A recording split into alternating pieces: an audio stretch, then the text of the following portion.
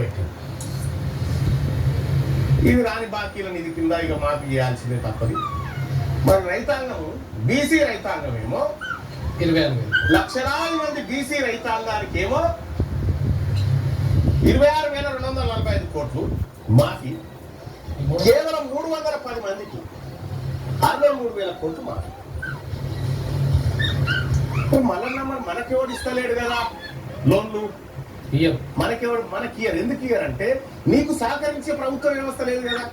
ప్రభుత్వం నీ ప్రభుత్వం కాదు కదా, వాళ్ళ ప్రభుత్వం ఉంది, వాళ్ళు సహకరించుకున్నారు, వాళ్ళే తెచ్చుకున్నారు, వాళ్ళు ఇచ్చుకున్నారు, వాళ్ళు ఉంచింది కథం. ఒక్క ప్రభుత్వం ఉంటే ఎన్ని చేయొచ్చో ఇవన్నింటినీ చూసి నేర్చుకోండి. కేవలం 310 మంది రెడ్లు కలిసి 63,000 కోట్ల రూపాయలు ఉంచింది బ్యాంకులో.